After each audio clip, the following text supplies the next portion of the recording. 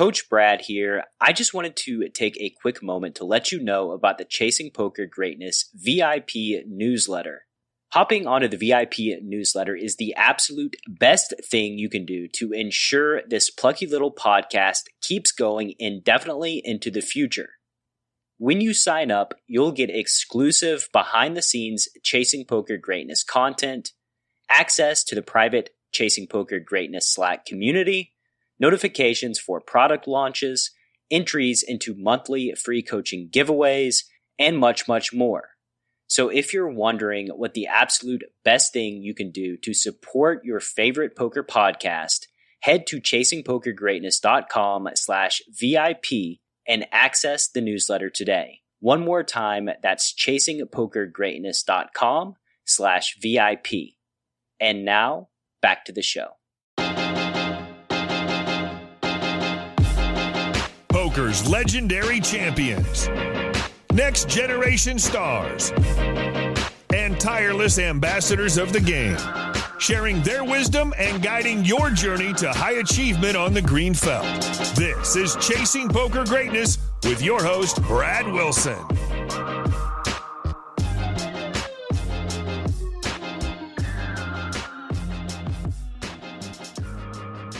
Welcome, my friend, to the Chasing Poker Greatness podcast. As always, this is your host, the founder of chasingpokergreatness.com, Brad Wilson.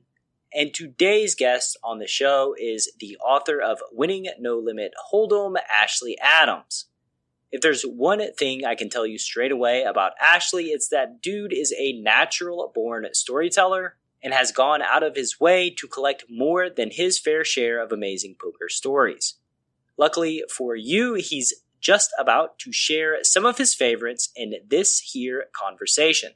You'll hear about the time he traveled to a home game down a dirt road in the middle of the sticks in Alabama, to the time he battled in a game that makes your favorite podcast host salivate in a now extinct Asian casino.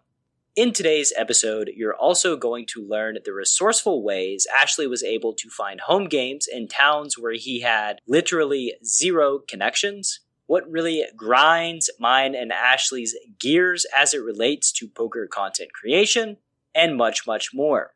So without any further ado, I bring to you the poker storyteller supreme himself, Ashley Adams.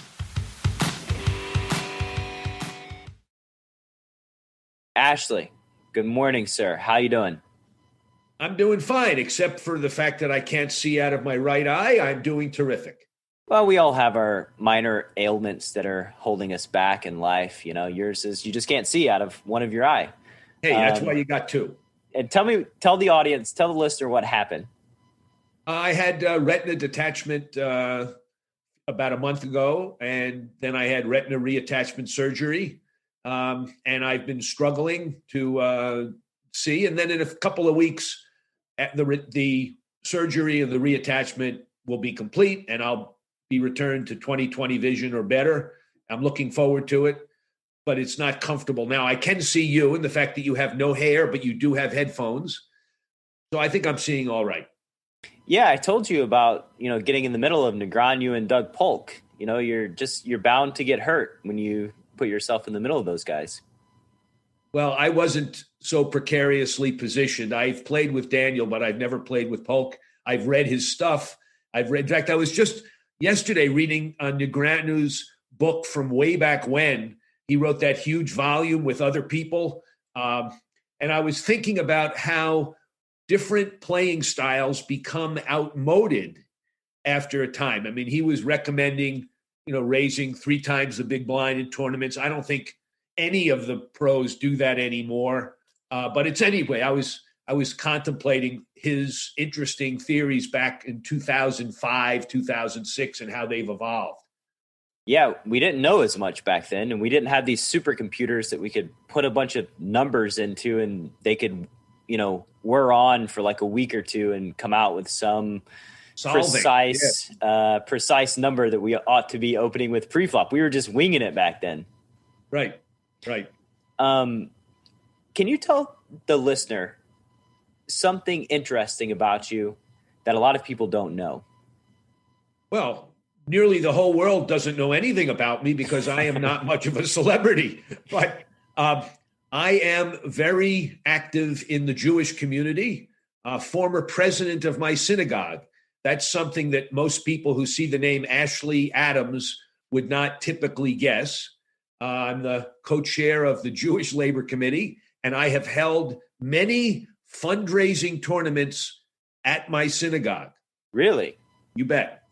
So that's not frowned upon. That's a thing that everybody enjoys at the synagogue. I would say it is embraced as a fundraiser. It's been I was doing this before Chris Moneymaker. So it was kind of an unusual thing in the Boston community in which I live to have a tournament. Typically, you'd have to go down to the nearest casino room at the time, which was Foxwoods. So we would have initially, believe it or not, 7-card stud tournaments.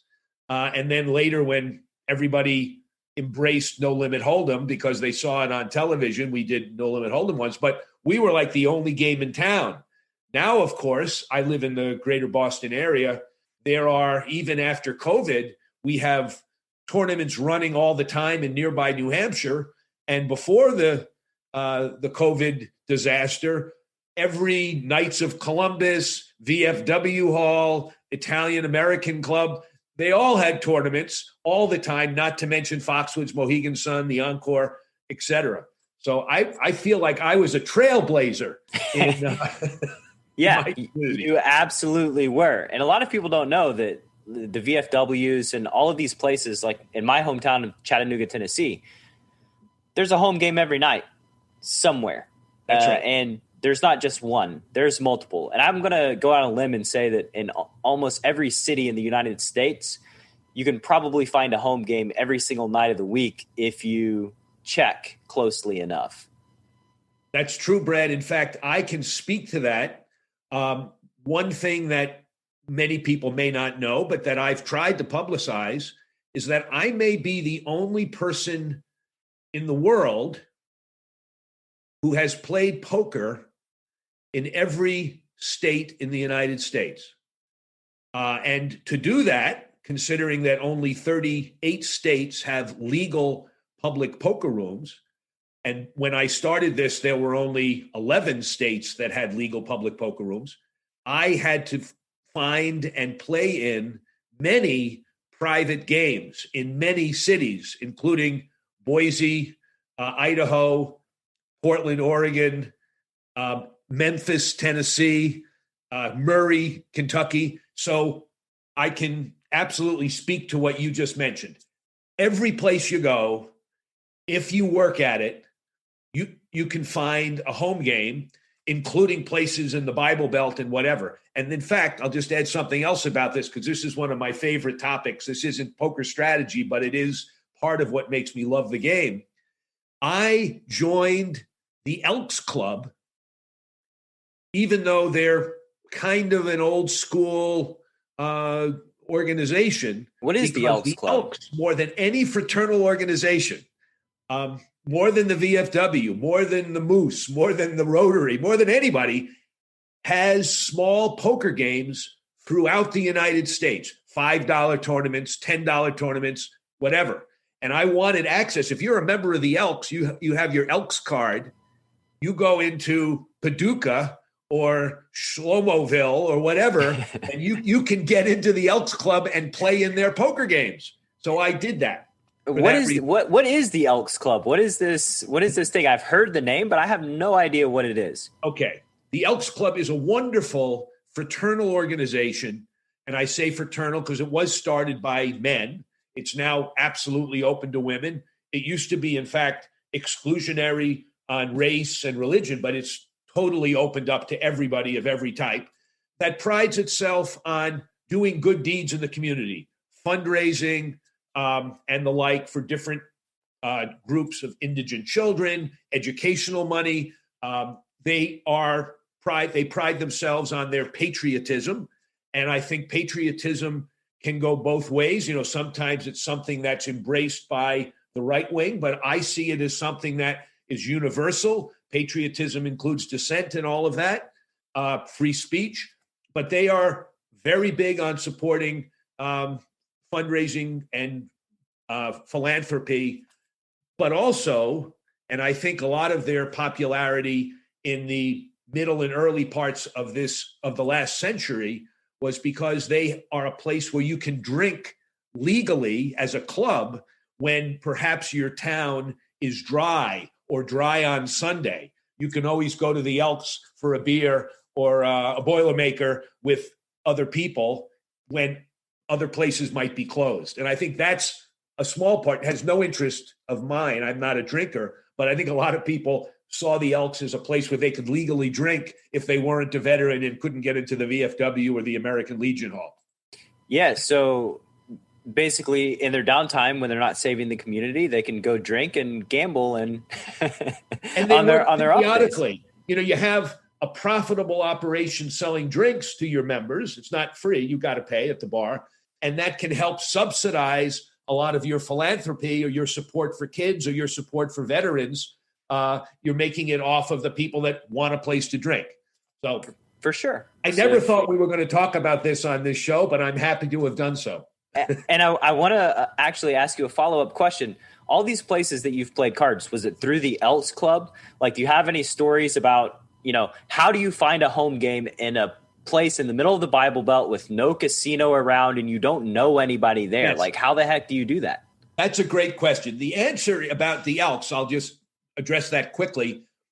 Since I've joined the Elks with at least largely the intention of using their vast network to find poker games, I have never taken advantage of it, just as a matter of happenstance. I'm happy to send them my dues, to go to the occasional social event at the local Elks Club, but I have never, not once ever, used my membership card to get in to play poker. But I have found some interesting connections in order to find a home game.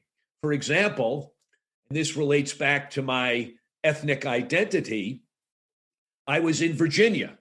Virginia is part of the Bible Belt. Poker is forbidden. Gambling is forbidden by state law. But as you mentioned, there is a lot of home poker. So I was going to the heart of the Bible Belt in Virginia, which is in the central and western part of the state. Specifically, I was assigned to go to Lynchburg. Lynchburg is a wonderful small city. No public poker rooms anywhere within that part of the state. I had never played in Virginia.